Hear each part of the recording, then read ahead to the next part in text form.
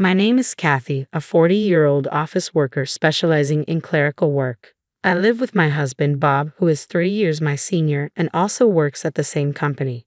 Despite our 10-year marriage, we do not have children. I felt a pressing urgency to start a family right from the outset when we married at the age of 30. Both of us harbored the desire for children, though my biological clock ticked louder than Bob's. I believed my limit was 35, wanting to navigate childbirth and parenthood while I still had ample energy, despite not being particularly robust physically. However, my wish remained unfulfilled.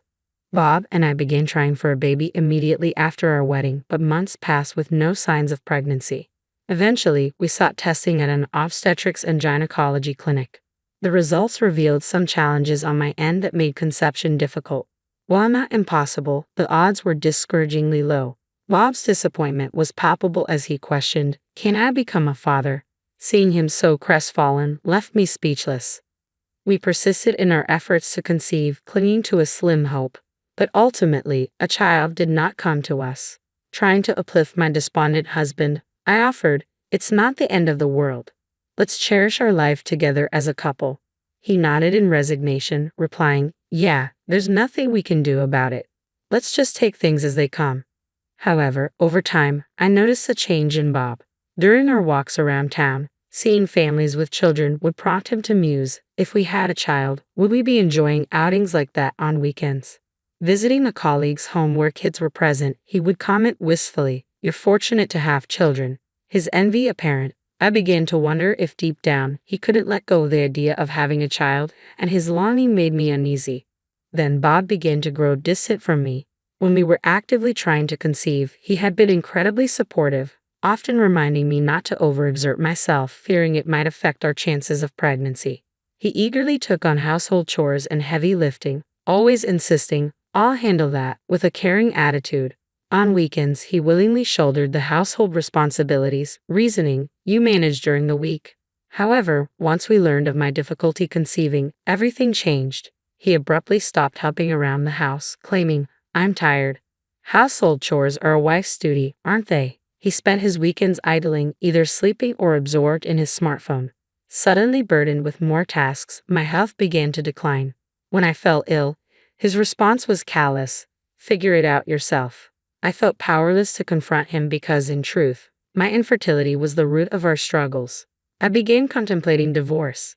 Just as I was grappling with these issues, Bob received a transfer offer. He had been selected for a major project at a subsidiary across state lines, prompting his relocation. Naturally, assuming I would accompany him, I was surprised when he declared, "You needn't come. I'll go alone." Those words gave me pause. Perhaps his distance and coldness stemmed from frustration over our inability to have children. Separating temporarily might help him sort through his emotions, and we could possibly mend our relationship. Reluctantly, I agreed, saying, "All right, I'll stay here. Take care." I saw him off after his transfer. He returned home only about once a month, often leaving again soon after. While this became routine, I cherished those brief visits, believing that if he truly disliked me, he wouldn't bother to return. As time passed, Bob gradually began to change. Initially unchanged, he eventually softened. He started bringing me gifts, saying, "I picked this up for you. Enjoy." Despite his limited time, he accompanied me on shopping trips and checked in on me, asking, "Are you all right? Is something bothering you?" I began to believe he was reverting to his former caring self. Initially slated for a 1-year assignment, Bob ended up staying for 2 years due to project delays. By the second year, he ceased mentioning our inability to have children. When we encountered families with children, he no longer expressed bitterness but instead remarked, "We couldn't have children together, but I've made peace with it." I felt a wave of relief knowing he had come to terms with our situation. 2 years later, he completed his work assignment and returned home to me. "Welcome back. You must be exhausted." I greeted him. "I'm finally home. Now we can be together," he replied with calmness. Yet our peaceful reunion was short-lived. Upon his return, he approached me with surprising news. "There's a young relative in my family who had a baby before marriage. She feels unable to raise the child alone due to her age. Would you consider adopting the baby?" His proposal caught me off guard. "What's going on?" I asked in bewilderment. He explained, "Since we couldn't have our own child, I thought adopting this baby and raising it as our own could be a solution. Overwhelmed by this sudden request, I asked for time to think. But doubts nagged at me. We had little contact with his family, exchanging Christmas cards once a year. Without a wedding ceremony, I knew little of his relatives. Reluctant to adopt a child from mere strangers, I requested, could I meet the child's parents? I'd like to understand their situation better. He adamantly refused, asking, why does it matter who they are? Why this sudden interest? Sensing his defensiveness, I insisted on knowing more about the child's background and the father's whereabouts. He grew defensive, snapping, the father abandoned them. Okay, stop prying into their lives. It's about helping a child in need. His reaction unsettled me. Then he exploded, enough. If you won't agree to this, it's over between us. Leave right now. In his outbursts, I sensed his true motive.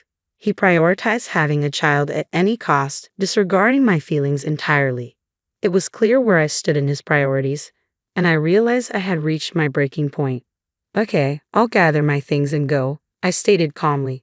Swiftly, I packed my belongings and left our home that very day. With nowhere else to go, I sought refuge in a motel near the train station. The divorce proceedings with my husband proceeded smoothly. We resolved everything through our respective lawyers to prevent any conflicts, settling matters like alimony, property division, and other issues without incident. Feeling uncomfortable working at the same company as him, I made the decision to resign and secured a new job elsewhere. With proficiency in computer skills and administrative assistant certifications, I secured a position at a small law firm. Adjusting to my new workplace took some time, but I soon settled into a routine and found peace in my daily life. Having lived apart from my husband for 2 years, returning to an empty home had become my norm. One day, about a year into my new job, my ex-husband unexpectedly appeared at my workplace, holding a small child. Surprised to see me at the reception, he blurted out, "What are you doing here?" Clearly taken aback. "I work here. Why wouldn't I be?" I replied, puzzled. His face strained of color. Curious about the child he held, I guided him to meet with my supervising attorney, where a startling revelation unfolded. "Sir, I've had doubts since this child was born a year ago. I don't believe he's biologically mine," he confessed. Understanding the gravity of the situation, I asked, "If it's confirmed that the child isn't yours, what do you intend to do?" "I'll seek a divorce from my wife," he asserted. Legally, paternity disputes typically need to be raised within a year of the child's birth. Even if a DNA test proves the child isn't yours, you may still be obligated to pay child support, the attorney explained calmly. "What? That's absurd," he exclaimed.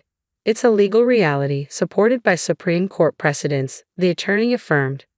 As a clerk, I diligently recorded their conversation, and during my work, a realization dawned on me. My ex-husband had cheated during our marriage and fathered a child from that affair. Judging by the child's age and the timeline, it was evident the child was conceived around a year after he returned from a business trip. His uncharacteristic kindness towards me since that time suddenly made sense. I suspected it was guilt-driven. It seemed his current wife was a younger colleague from his workplace. Each time he spoke, his gaze towards me betrayed a hint of pallor, understandably so, as his former wife, with whom he attempted to leave for the child born of his affair, was now right before him. In the end, he conceded, "Fine, I'll undergo a DNA test first and then reconsider." With those words, he left, visibly crestfallen. Later that day, I confided in my lawyer, Mr. Williams, about the return of my ex-husband and our past divorce. Mr. Williams seemed taken aback and inquired, "Did you know you can claim alimony due to infidelity within 2 years of discovery? What are your intentions?" "Absolutely, I want to pursue it. I intend to claim it from both my ex-husband and his mistress," I affirmed. "Then let's initiate the process immediately. Thank you for your trust," Mr. Williams responded.